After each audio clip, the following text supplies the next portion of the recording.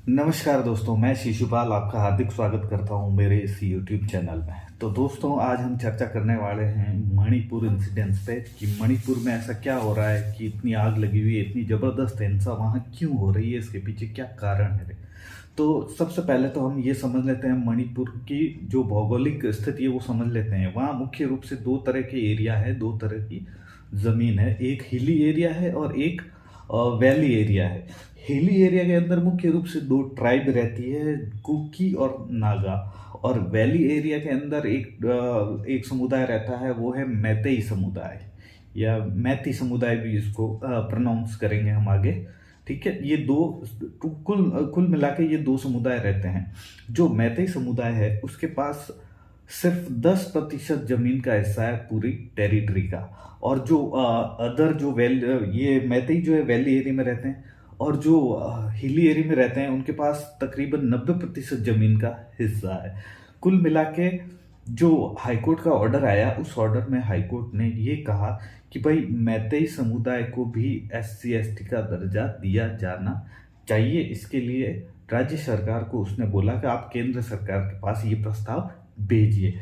उसके बाद क्या होता है कि जो दूसरा पक्ष है, कुकी और नागा समुदाय है, वो एक रैली ऑर्गेनाइज करते हैं इसके विरोध में।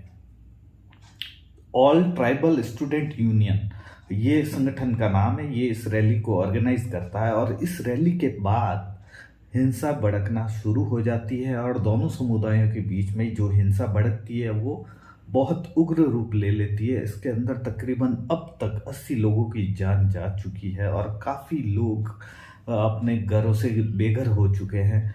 कई चर्च जलाए गए हैं, कई मंदिर भी जलाए गए हैं। दोनों तरफ से ये हिंसा हुई है। कोई एक जिम्मेदार नहीं ठहरा सकता कि भाई हिंसा किसी एक पक्ष ने ही की है। दोनों पक्षों की तरफ से ये हिंसा हुई है। तो अब जानते हैं कि भाई ये जो है, इससे पहले हम थोड़ा फ्लैशबैक में चलते हैं कि अभी हिंसा बंद हो गई थी, वापस क्यों भड़क गई। तो फ्लैशबैक में अगर हम चलेंगे तो हमें पता चलेगा जब हमारा देश जब आज़ाद हुआ, तो जब आज़ाद हुआ तो मणिपुर, नागालैंड ये अलग स्टेट बनना चाहते थे। नागालैंड तो खैर अलग देश बनना चाहता था। तो उस दौरान वहाँ कुछ मिलिटेंट ग्रुप बन गए, कुकी समुदाय से भी बने और मैतेई समुदाय से भी कुछ मिलिटेंट ग्रुप बन गए, यानी आतंकवादी संगठन कुछ बन गए। ये जाके धीरे धीरे मजबूत होते गए। चाइना का सपोर्ट भी मिलता रहा, वहाँ से हथियार इनके लिए आते रहे। और इनका मतलब फिर 1960 के बाद धीरे धीरे आते आते इन्होंने फिर जो गवर्नमेंट होती थी हमारी, उसमें ज़्यादातर कांग्रेस की गवर्नमेंट थी, तो उन्होंने कुछ इनके साथ समझौते किए धीरे धीरे। 1997 1997 और 2008 में इनके साथ कुछ मिलिटेंट के साथ समझौते किए कि भाई आप थोड़ा सा अपने आप को सीमित कीजिए। ठीक है, तो ये समझौते होने के बाद हिंसा कम हुई, लेकिन तनाव तो देखो रहेगा। तनाव था और अभी भी है, और ये इनके बीच तनाव चलता रहेगा। लेकिन अभी जो हिंसा मुख्य रूप से हुई, तो कुकी समुदाय को ये लगा कि अगर इनको SC ST का इनको दर्जा मिल जाएगा तो हमारे लिए प्रॉब्लम हो जाएगी। क्योंकि उनका ये तर्क है कि भाई ये मुख्य रूप से ये बहुसंख्यक है, क्योंकि ये तकरीबन 50% लोग हैं, मैतेई समुदाय के लोग तकरीबन 50% है, लेकिन जमीनें इनके पास 10% ही है पूरे भूभाग का। तो ये भी एक इशू है। तो कुकी समुदाय का ये कहना है कि ये खुद बहुत ही मजबूत है, राजनीतिक दृष्टि से भी मजबूत है, क्योंकि 60 सीटों में से 40 पे तो इनका प्रभाव है। तो ये उस हिसाब से भी ये मजबूत है। तो डेवलपमेंट की ज़रूरत तो हमको है, और ये हमें सताते हैं। इधर ये कुकी वाले बोलते हैं मैतेई हमें सताते हैं, मैतेई बोलते हैं कुकी हमें सताते हैं। दोनों एक दूसरे पे आरोप लगाते रहते हैं। तो जब ये हिंसा अब आते हैं कि ये हिंसा अभी काबू में आ चुकी थी। 2-3 दिन थोड़ा शांत रहा, फिर वापस से हिंसा भड़क गई। तो जो अभी जो हिंसा भड़की है, मुख्य रूप से जो मैंने आपको बताया, मिलिटेंट ग्रुप जो बन गए थे, जो सोई हुई अवस्था में थे, वो वापस से जाग गए हैं। और जो अभी जो लड़ाई हो रही है वो उन मिलिटेंट, मेन तो इसमें अभी कुकी जो समुदाय है उसके मिलिटेंट का ज़्यादा रोल है। मिलिटेंट की बात कर रहा हूँ मैं, कुकी समुदाय की बात नहीं कर रहा हूँ। वो कुकी समुदाय वाले अलग है, आम लोग हैं, मैं मिलिटेंट की बात कर रहा हूँ। तो अभी अभी की आज की न्यूज़ है कि कल तकरीबन 40 मिलिटेंट को मारा गया है। मुठभेड़ में मारा गया है। तो मुख्य रूप से अगर अभी देखा जाए, अभी जो हिंसा हो रही है वो मिलिटेंट और किसके बीच हो रही है, जो वहाँ का स्टेट है, प्रशासन है, उसके, उन दोनों के बीच में हो रही है, आर्मी के बीच में हो रही है। मुख्य रूप से आपको ये समझना पड़ेगा। काफ़ी हद तक हिंसा को काबू पा लिया गया था, लेकिन ये मिलिटेंट जो ग्रुप थे, जो असक्रिय थे फिर सक्रिय हो गए, तो ये अब दिक्कत पैदा कर रहे हैं।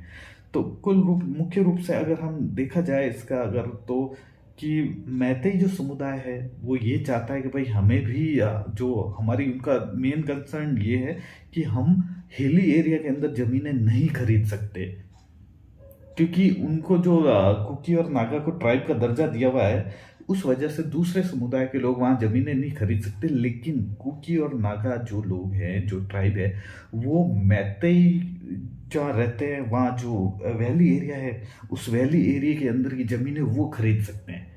तो आप इस चीज़ को समझिए। तो ये लोग ये चाहते हैं कि भाई हम भी ज़मीन खरीद पाएँ, हमें भी ये अधिकार मिले, क्योंकि हमारे पास ज़मीनें नहीं हैं लेकिन हमारी संख्या बहुत ज़्यादा है और हम इतने से भूभाग में रहते हैं, तो हमारी तरफ ध्यान दिया जाना चाहिए। और बेसिकली यही चीज़ चल रही है और यही हिंसा हो रही है, क्योंकि कुकी और नागा समुदाय का ये भी डर है कि भाई ये पहले से ही सक्षम लोग हैं, अगर इनको भी SC/ST का दर्जा मिल गया तो ये हमारी ज़मीनें खरीद लेंगे, हमारी ज़मीनें खरीद लेंगे, हमारी ज़मीनों पे कब्जा भी कर लेंगे।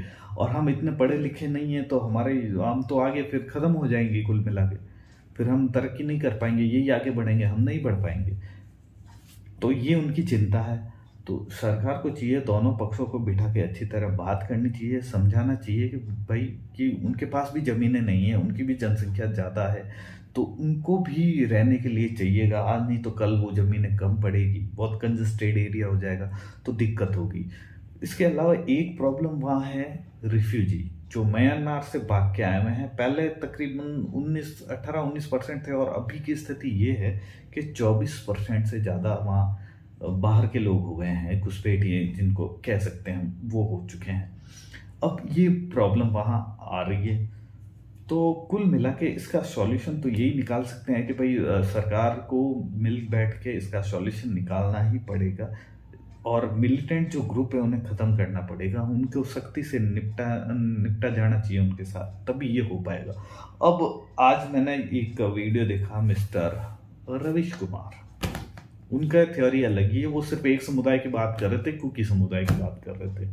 दूसरे समुदाय को उन्होंने बोला फिर किसी वीडियो में हम लेंगे उनको।